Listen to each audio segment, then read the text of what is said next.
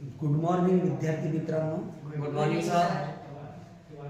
तर मी आहे doctor Vasudev Bhagat, BLD college Pinjar, BA sem 1 political सायन्सच्या पहिल्या युनिटचा आपण अभ्यास करत आहोत आणि त्यामधला आपला हा चौथा व्हिडिओ आहे आणि तो मुद्दा आहे राज्यशास्त्राची व्याप्ती. राज्यशास्त्राची व्याप्ती हे आपल्याला आजच्या तासाला लक्षात घ्यायचं आहे. व्याप्ती म्हणजे काय? व्याप्ती म्हणजे त्या विषयाचे अभ्यास विषय म्हणजे त्या विषयाची व्याप्ती.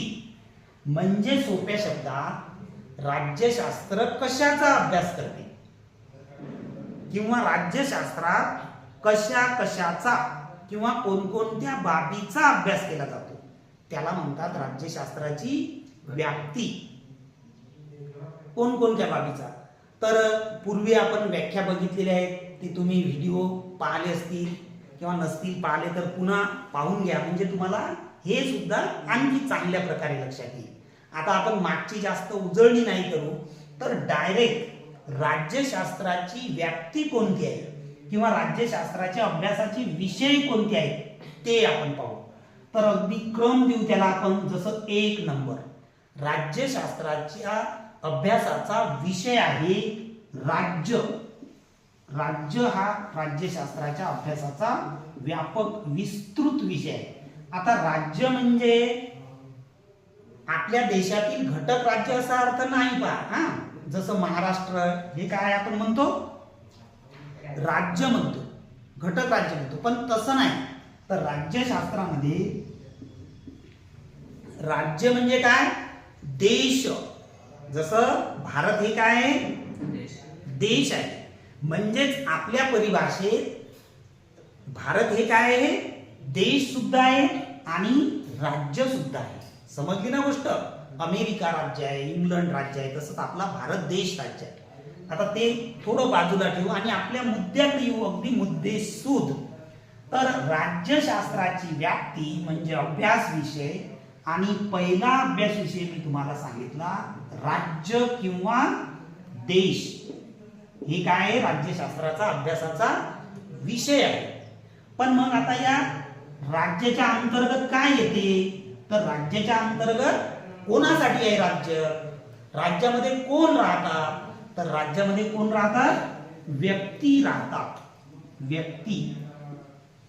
आता व्यक्ती हे शब्द दिला मी, किंवा राज्यामध्ये राज्य कशाच्या आधारे बनते? तर नागरिकांनी मिळून राज्य बनते, आहे ना? समजत आहे तुम्हाला? तर राज्य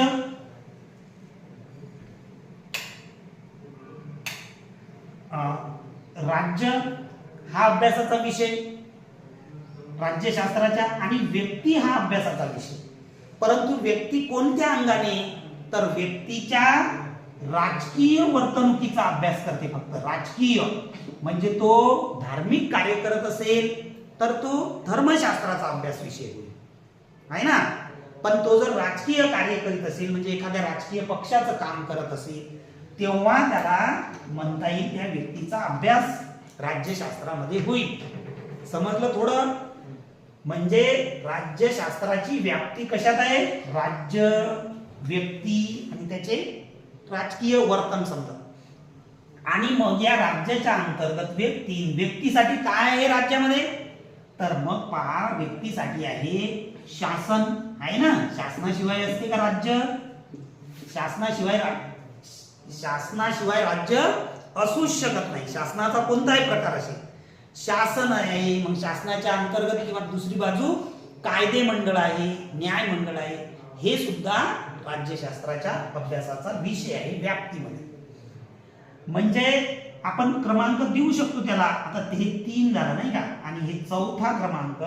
आणि 4थ्या क्रमांकामध्ये कायदे मंडळ त्याला म्हणता येईल. आता खूप मुद्दे आहेत पहा. राजकीय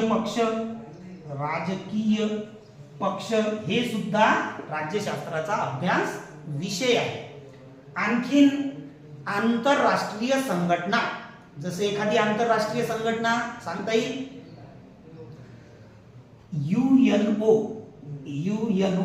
युनो असं त्याला म्हणतात थोडक्यात, आणि अगदी शॉर्ट विस्तारित रूपात युनायटेड नेशन ऑफ ऑर्गनायझेशन, संयुक्त राष्ट्र संघटना. राज्यांचे आंतरराष्ट्रीय संबंध याचा सुद्धा अभ्यास राज्यशास्त्रामध्ये होतो. तर तुमच्या आलं लक्षात? पहा, आपला अभ्यासाचा आजचा व्हिडिओचा आपल्या तासाचा विषय कोणता आहे? राज्यशास्त्राची व्याप्ती. व्याप्ती म्हणजे काय? कक्षा म्हणा, किंवा राज्यशास्त्र कशाचा अभ्यास करते? तर कशाचा करते? राज्य, आणि राज्यामध्येच व्यक्ती, शासन, कायदेमंडळ, राजकीय पक्ष आणि आंतरराष्ट्रीय संघटना इत्यादींचा अभ्यास राज्यशास्त्र करते, आणि ही आहे राज्यशास्त्राची व्याप्ती. आलं तुमच्या लक्षात? तर मुकेश, मला इथे येऊन थोडं समोर येऊन विद्यार्थ्याकडे बघून थोडं सांगशील, आणि हे समोर मी तुला एक प्रश्न विचारतो. तर आता हे जे आपण पाहिलेलं आहे त्यानुसार राज्यशास्त्राची व्याप्ती कोणती आहे, किंवा राज्यशास्त्राचे अभ्यास विषय कोणते आहेत? राज्यशास्त्राच्या अभ्यास विषय म्हणजेच की जसं की राज्य आलं, त्यामध्ये शासन आलं, कायदेमंडळ आलं, शासन आले, कायदे आले. ठीक आहे. काही आहे आणखी हे एक आहे मुद्दा, जसं तेवढं न पाहता सांगितलं, जसं व्यक्ती हा राहिला. ठीक आहे, संयुक्त राष्ट्र संघटना. ठीक आहे, शाबास, बसा जाग्यावर. आणखीन तुमच्यापैकी कोण सांगते? कुणाल, तू सांग. आणि तुला सुद्धा माझा हाच प्रश्न आहे की राज्यशास्त्राचे अभ्यास विषय कोणते, किंवा कशाचा अभ्यास राज्यशास्त्र करते, हे विद्यार्थ्यांकडे बघून सांगायचं. राज्यशास्त्राची व्याप्ती म्हणजे राज्यशास्त्राचे विषय. जसं राज्यशास्त्रामध्ये राज्यामध्ये व्यक्ती म्हणजे राज्य, व्यक्ती, शासन, कायदेमंडळ, न्यायमंडळ, आणि त्याचबरोबर संयुक्त राष्ट्र संघटना. ठीक आहे, इत्यादींचा अभ्यास राज्यशास्त्र करते. ठीक आहे, बसा जाग्या. ठीक आहे, म्हणजेच तुमचं एक प्रकारचं मी काय घेतलं, फीडबॅक घेतलं की विद्यार्थ्यांना हा मुद्दा कितपत अवगत झाला. आता तुम्हीच कसे बोलले हे सुद्धा तुम्हाला नंतर व्हिडिओमध्ये बघता येईल. तर अशा प्रकारे राज्यशास्त्राची व्याप्ती म्हणजे त्याचे अभ्यास विषय, आणि याशिवाय सुद्धा अनेक मुद्दे त्याच्यामध्ये समाविष्ट आहेत. परंतु तुमच्यासाठी म्हणून, विद्यार्थ्यासाठी म्हणून मी एवढेच मुद्दे सांगितले. तर ठीक आहे, तुम्ही या तासामध्ये सहभागी झाले, प्रत्यक्ष सहभाग दर्शविला, त्याबद्दल सुद्धा धन्यवाद. तुम्ही सुद्धा पुन्हा हा व्हिडिओ पहा, आणि हा व्हिडिओ म्हणजे आपले प्रत्येकच व्हिडिओ फक्त BA फर्स्ट इयरच्या अभ्यासाचे म्हणून नव्हे, तर ते स्पर्धा परीक्षेच्या दृष्टिकोनातून तुम्ही याच्याकडे पहा. कारण तुम्ही BA राज्यशास्त्र मेजर हे विषय घेऊन पदवीधर होणार आहात. तर ठीक आहे, धन्यवाद सर्वांचे. आपण या ठिकाणी